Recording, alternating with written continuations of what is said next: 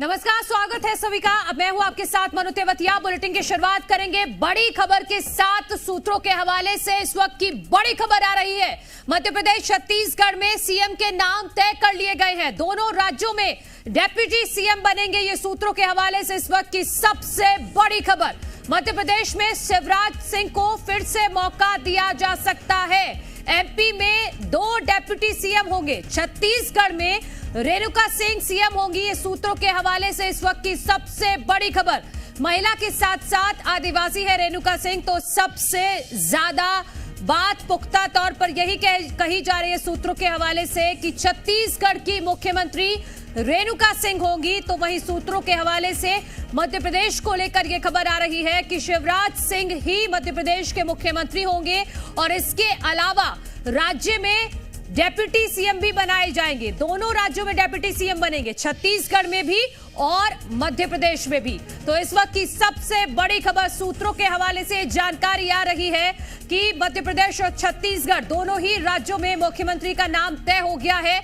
मध्य प्रदेश में शिवराज सिंह मुख्यमंत्री होंगे। इसके अलावा डेप्यूटी सीएम का भी जिक्र किया जा रहा है, लेकिन डेप्यूटी सीएम कौन होंगे इसको लेकर अभी जानकारी नहीं है। लेकिन छत्तीसगढ़ के लिहाज से देखा जाए तो वहां भी सूत्रों के हवाले से जानकारी है कि रेणुका सिंह छत्तीसगढ़ की अगली मुख्यमंत्री हो सकती है। भरतपुर सोनहत से चुनाव जीती है रेणुका सिंह और अब ये कयास लगाए जा रहे हैं कि रेणुका सिंह की ताजपोशी हो सकती है मुख्यमंत्री के रूप में छत्तीसगढ़ में, क्योंकि महिला भी है, साथ साथ आदिवासी चेहरा भी है और दोनों ही फैक्टर बहुत जबरदस्त तरीके से काम किए हैं बीजेपी के लिए छत्तीसगढ़ में। जी मीडिया संवाददाता प्रमोद शर्मा हमारे साथ जुड़ गए हैं, साथ ही साथ राजेश हमारे साथ रायपुर से जुड़ गए। प्रमोद, पहले मैं आपके पास आना चाहूंगी। सूत्रों के हवाले से जानकारी यही है कि शिवराज सिंह के नाम पर एक बार फिर से मोहर लग गई है, लेकिन एक नई जानकारी, डेप्यूटी सीएम भी बनाए जाएंगे। उसके लिए रेस में कौन कौन है? देखिए, सूत्रों की इस खबर से मध्य प्रदेश की सियासत में सनसनी फैल गई है। सनसनी यह फैल गई है कि उप मुख्यमंत्री जीते वाले व्यक्ति बनेंगे या फिर दूसरा व्यक्ति जो बनेगा वो हारने वाला व्यक्ति बनेगा। क्योंकि कलकत्ता के मैं समंदर हूँ, किनारे पे घर मत बना लेना, लौट के वापस जरूर आऊँगा। तो सनसनी फैल गई है। और ये किसने कहा था? नरोत्तम मिश्रा ने। अब जो सूत्रों के हवाले से खबर है कि मुख्यमंत्री शिवराज सिंह चौहान बरकरार रहेंगे, तो उनसे ज़्यादा कोई सीनियर भी नहीं है। तो जो डिप्टी सीएम है तो वो कौन बनेंगे? वो दावेदारों में से कौन से 2 नाम फाइनल होते हैं, इंतजार करना होगा। और सवाल ये है कि सूत्रों के हवाले से ये जो खबर है, ये खबर की पुष्टि का थोड़ा सा इंतजार करना होगा। बीजेपी को भारी मैंडेट मिला है मध्य प्रदेश में, और भारी मैंडेट का मिलना ये होता है कि केंद्रीय नेतृत्व अब देखिए कोई समझौता नहीं करेगा। अब कोई डू एंड डाई की सिचुएशन नहीं है, अब किसी पर डिपेंडेंसी नहीं है। तो अब जो होगा वो क्लियर कट होगा, आर पार का होगा। और आर पार वाला वो होगा। अब एक बात साफ हो चली है कि दिल्ली ने यह माना है कि एमपी समेत बाकी राज्यों में मोदी मैजिक ने काम किया है। जब विधानसभा चुनाव में मोदी मैजिक काम कर गया तो लोकसभा में तो किंतु परंतु कुछ बचा नहीं है। अब देखिए, तमाम जो दिग्गज नेता हैं, चाहे बीजेपी के प्रदेश अध्यक्ष हों, कैलाश विजयवर्गीय हों, नरेंद्र सिंह तोमर हों, प्रहलाद पटेल हों, वो दिल्ली पहुंच गए। बाकी कुछ जो बड़े नाम हैं वो भोपाल में है इस वक्त। अब सबकी टकटकी कहाँ है? हाउस की तरफ है। हाउस में कौन है? मुख्यमंत्री शिवराज सिंह चौहान है। तो जो हरी झंडी है वो सीएम शिवराज के नाम पर आ रही है। और दूसरी बात है, बाकी दिग्गज नेता क्या वो उप मुख्यमंत्री में कौन 2 नाम बनते हैं? कैसी भविष्य की लीडरशिप तैयार कर रहे हैं? क्योंकि जो लाइन में वो भी कोई जूनियर नहीं है, वो भी सियासत के बड़े तुर्रम है। अब इंतजार थोड़ा सा करना होगा और जल्दबाजी मुझे नहीं लगती कि बहुत जल्दी हो जाएगी, और 1-2 दिन लगेंगे ये जो संशय के बादल है उनको छटने में। और उसके बाद दूध का दूध पानी का पानी हो जाएगा और मध्य प्रदेश की मैं देखे कमल तो काबिज होगा। अब कमल को लीड करने वाला एमपी में कौन होगा? जो हैं वो रहेंगे, और बाकी 2 उप मुख्यमंत्री कौन रहेंगे, या फिर कोई बड़ा उलटफेर होगा? देखिए, एक बात साफ है कि दिल्ली जो है बीजेपी वो लोगों के प्रेडिक्शन से हट के काम करती है। लोगों ऐसे फैसले लेती है जिससे जनता और कार्यकर्ता चौंक जाए, और आज की जनता और कार्यकर्ताओं को चौंकना बहुत पसंद है। तो किस तरीके से चौंकाया जाता है। चाहे वो आप कुछ बड़े निर्णय दूंगा, मैं आपको एग्जाम्पल के तौर बताऊंगा। आपको याद होगा राम मंदिर, हालांकि आप ये कहेंगे एमपी से बड़े निर्णयों को क्या लेना देना, खैर देखिए कि सियासत में कुछ भी होता रहता है।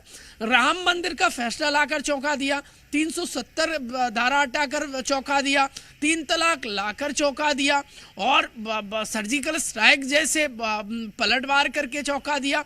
कई ऐसे बड़े फैसले लिए हैं, चाहे वो सीएम के चेहरे को लेकर भी चौंका चुकी है, और सामने उत्तर प्रदेश का एग्जाम्पल है, और मुख्यमंत्री हरियाणा के आप देख लीजिए मनोहर लाल, वो भी चौंकाने वाला नाम था। लेकिन प्रमोद, मैं एक बात जो आपने कही उस पर मैं चाहती हूं, क्योंकि आपका अनुभव क्या कहता है ये बताइएगा कि आपने कहा कि डेप्यूटी सीएम ये देखना होगा कि हारने वाले बनेंगे या जीतने वाले बनेंगे, या फिर जो चुनाव ही नहीं लड़े क्या उनका नाम भी है इस रेस में। इशारा आप समझ गए होंगे मैं किसका जिक्र कर रही हूं।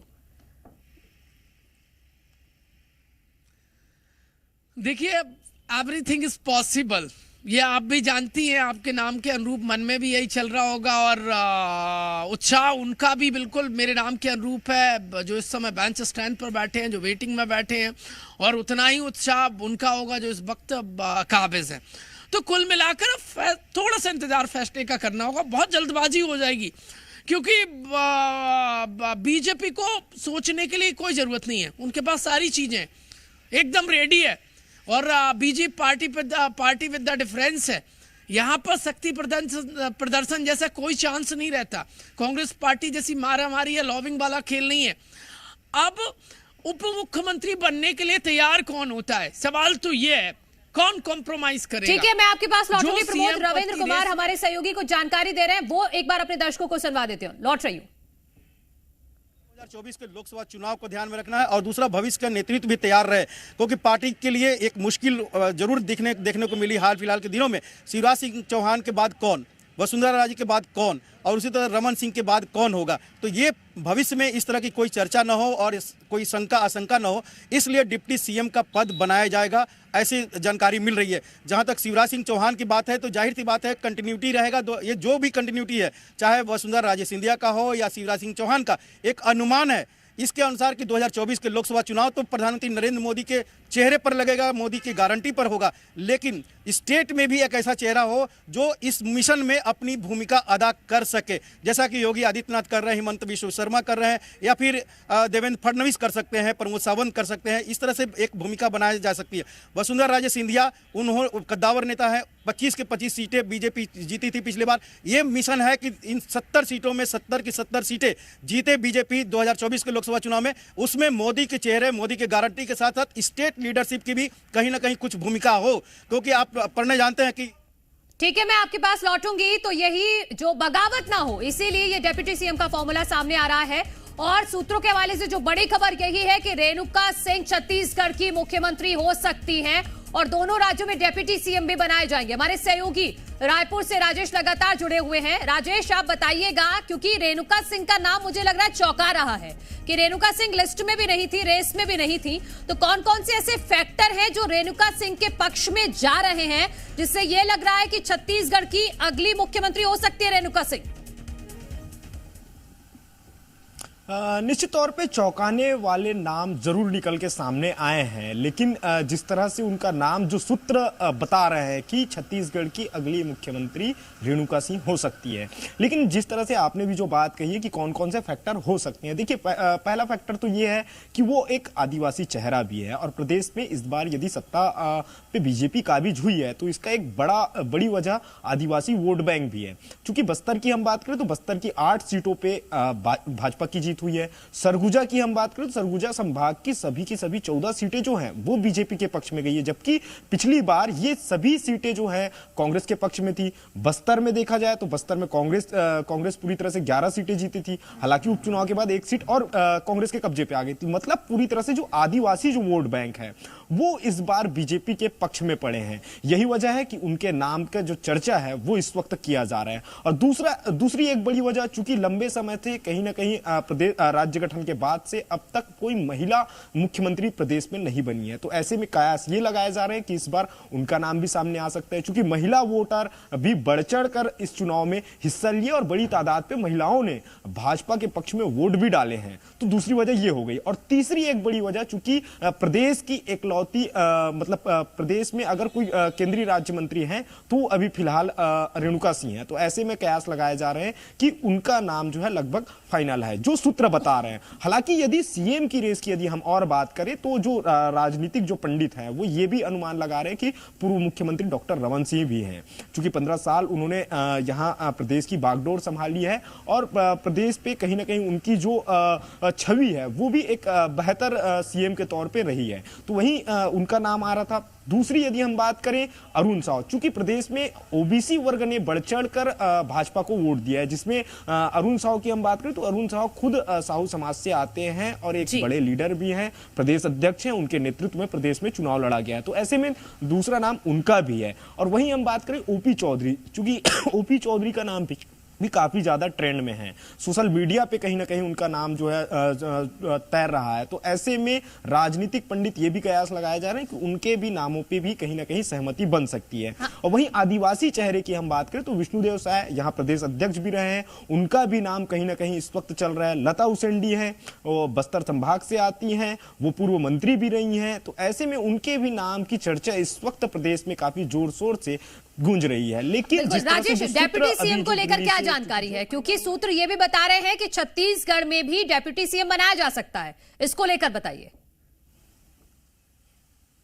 देखिए, डेप्यूटी सीएम की यदि हम बात करें तो उस पे कहीं ना कहीं चूंकि ओपी चौधरी जो है कलेक्टर रहे हैं, प्रशासनिक उनकी पकड़ काफी मजबूत है, ऐसे में उनको कयास लगाए जा रहे हैं कि उनके नामों पे कहीं ना कहीं चर्चा हो सकती है। लेकिन दूसरी ओर बृजमोहन अग्रवाल को भी नजरअंदाज नहीं किया जा सकता, क्योंकि बृजमोहन अग्रवाल प्रदेश के कद्दावर नेता हैं, 8 बार के वो विधायक हैं, 3 बार के मंत्री भी रहे हैं, ऐसे में उनके नामों पर भी कहीं ना कहीं चर्चा हो सकती है। मतलब पूरी तरह से जिस तरह से हमारे सहयोगी ये बात कह रहे थे कि आगामी भविष्य को लेकर के कि आगे बागडोर कौन संभालेगा, ऐसे में पूरी तरह से बीजेपी रणनीति के तहत काम कर रही है, चूंकि आने वाले समय में लोकसभा चुनाव भी है, ऐसे में पूरी तरह से बीजेपी अपने प्लेटफॉर्म तैयार करते हुए नजर आ रही है। हालांकि प्रदेश में इस बार के चुनाव में बीजेपी ने अपने कई सीनियर लीडर्स को चुनावी मैदान पे उतारे हैं और वो लोग भी चुनावी इस रेस में कहीं ना कहीं वो भी शामिल है। चूंकि अगर डिप्टी सीएम की यदि बात होती है तो पुन्नूलाल मोहले भी हैं, अमर अग्रवाल हैं और कई नेता है, माफ कीजिए धर्मलाल कौशिक भी है, चूंकि धर्मलाल कौशिक प्रदेश अध्यक्ष भी रहे, विधानसभा अध्यक्ष भी रहे, नेता प्रतिपक्ष भी रहे, सभी चीज का उन्हें अनुभव है। तो ऐसे में प्रदेश में बहुत से नेता हैं अभी इस वक्त भाजपा के पास, चेहरे की इस वक्त भाजपा के पास कोई कमी नहीं है, क्योंकि पुराने नेता भी इस बार जीत दर्ज करके आए हुए हैं। मतलब डिप्टी सीएम के लिए भी मौके, चेहरे बहुत से हैं। हाँ बिल्कुल, आपने कहा कि चेहरों की कमी नहीं है और रेणुका सिंह की जो बेटी है मोनिका सिंह, उन्होंने भी थोड़े दिन पहले कहा था कि वो अपनी मां को सीएम बनते देखना चाहती हैं। लेकिन इस फैसले को किस रणनीति के तहत लिया जा रहा है प्रमोद, मैं आपसे समझूंगी, क्योंकि लोकसभा चुनाव आगे आने हैं, तो बीजेपी ने इसी वजह से क्या ये डेप्यूटी सीएम का फॉर्मूला तैयार किया है कि कहीं एक नाम पर सहमति बन जाएगी जब सीएम के लिए तो बाकी कोई नाराज ना हो जाए, बगावत ना हो जाए, क्योंकि ये बहुत बड़ा रिस्क हो जाएगा फिर 2024 के लोकसभा चुनाव को देखते हुए। देखिए, बीजेपी की जो वर्किंग है कि उन्हें फ्यूचर के नेता तैयार करना है, तो मैं उससे 100% सहमत नहीं हूं, क्योंकि बीजेपी कैडर बेस्ड पार्टी है और उनके कार्यकर्ता और नेताओं में वो रग रग में समाया होता है जो जरूरी होता है, तो उन्हें कोई फ्यूचर की प्लानिंग करने की जरूरत नहीं होती है और कैडर बेस्ड पार्टी है। लिहाजा एमपी में ऐसा भी नहीं है कि कोई जनरेट करनी है लीडरशिप, एमपी में दिग्गजों की भरमार है। हाँ, ये जरूर हो सकता है कि कुछ बैलेंस करना होगा और उस बैलेंस के लिए ये नया रुख इख्तियार उप मुख्यमंत्री वाला हो सकता है, ये एक ऑप्शन है। लेकिन पिछले कुछ समय से यदि आप देखेंगे तो जब से 2003 से लगभग बीजेपी ने कमबैक किया है और बीच में कांग्रेस पार्टी की सरकार आई, तो उप मुख्यमंत्री की जो परंपरा मध्य प्रदेश में खत्म हो गई थी, अब बैलेंस करने के लिए, नेताओं को साधने के लिए, बहुत ज्यादा नेता रेस में है, तो एक सीएम बन जाएगा, 2 डिप्टी सीएम बन जाएंगे, तो थोड़ा सा सीनियरिटी को सम्मान मिल जाएगा, तो ये एक जरिया हो सकता है। लेकिन ये बिल्कुल एकदम कह देना कि फ्यूचर लीडरशिप तैयार कर रहे हैं, तो मध्य प्रदेश में मुझे नहीं लगता फ्यूचर लीडरशिप करने की कोई ज़रूरत है। यहाँ पे दिग्गजों की भरमार है, नाम गिना देता हूँ जिनको थोड़ा भी किंतु परंतु या संकोच लग रहा है। मुख्यमंत्री Shivraj Singh top most senior नेता हैं, वो काबिज हैं। नीचे आप पाएंगे तो कैलाश विजयवर्गीय, नरेंद्र सिंह तोमर, प्रहलाद पटेल, और चुनाव भले ही हार गए नरोत्तम मिश्रा, और इसके अलावा आप पाएंगे तो राकेश सिंह, और नीचे आइए आप गोपाल भार्गव, 9 बार के विधायक हैं, और आएंगे ऐसे दिग्गजों की भरमार है। इन्हें क्या सिखाने की जरूरत है, इनको क्या तैयार करना है, ये तो खुद अपने आप में दिग्गज है। वीडी शर्मा, देखिए वो जिस तरीके से माइक्रो जो मैनेजमेंट, बूथ सिस्टम मैनेजमेंट, जिस तरीके से वीडी शर्मा का काम किया है, और जिस तरह कैडर वेस्ट उन्होंने पार्टी और यहाँ पर वोट फीस दी परसेंटेज जो बढ़ाया है, तो ये लीडर हैं। इन लीडरों को अब ये तमाम जो रेस में है, और इनको कैसे यदि डेप्यूटी सीएम में एडजस्ट किया जाता है, जो खबर निकलकर सामने आ रही कि सीएम सबसे आगे, तो वास्तविक रूप है ये चीफ मिनिस्टर शिवराज सिंह चौहान का लंबा तजुर्बा है, उनको काम करने का उनका कॉम्पिटिटर मुझे नहीं लगता मध्य प्रदेश में कोई है, और ना इस लिहाज से देखा जाना नहीं कि कोई कॉम्पिटिशन है। तय करना है बीजेपी को, क्योंकि बीजेपी जिस रीति नीति के लिए जानी जाती है, ना तो यहाँ लॉबिंग के होने की बात कही जाती है, और ऐसे मौके पे जब एक तरफा मैंडेट मिला है तब लॉबिंग का कोई सवाल नहीं उठता है, तब शक्ति प्रदर्शन का कोई सवाल नहीं उठता है। नेताओं को जो कहना था, शीर्ष नेतृत्व को जो सुनना था, वो हो चुका है। अब फैसले की बारी है, और फैसला जो कुछ भी होगा वो मंजूर होगा, क्योंकि ये कांग्रेस पार्टी नहीं बीजेपी है, और बीजेपी में देखिए बगावत नहीं कम देखने को मिलती है, और जो बगावत करते हैं वहां पर अनुशासन का दायरा बुलंद हो जाता है और कार्रवाई हो जाती है। लिहाजा देखिए जैसे बदला इस वक्त मध्य प्रदेश में छाए हुए हैं, वैसे ही संशय के थोड़े से बादल हैं, वो छट जाएंगे, और फिर इसके बाद साफ हो जाएगा कि जो सूत्रों के हवाले से खबर है वो कितनी सटीक है, और कितनी उस पर मोहर लगती है, और कौन से वो नेता हैं जो डिप्टी सीएम के लिए चिन्हित किए जाते हैं। लेकिन ये एक जरिया हो सकता है सीनियरों को साधने के लिए, समन्वय के लिए, और ताकि चौतरफा लोकसभा चुनाव में फायदा मिल जाए। देखिए एक बात तो साफ है, मध्य प्रदेश में बाय इलेक्शन होंगे, वो इसलिए मैं कह रहा हूं इस दमदारी के साथ, क्योंकि यदि हारे हुए नेता को यदि बड़े पद पर तवज्जो दी गई तो चुनाव में जाना पड़ेगा। कई केंद्रीय मंत्री जीते हैं, सांसद जीते हैं, तो उनका क्या होगा? क्या वो वहां से इस्तीफा देंगे, या यहाँ बने रहेंगे, या वहां बरकरार रहेंगे?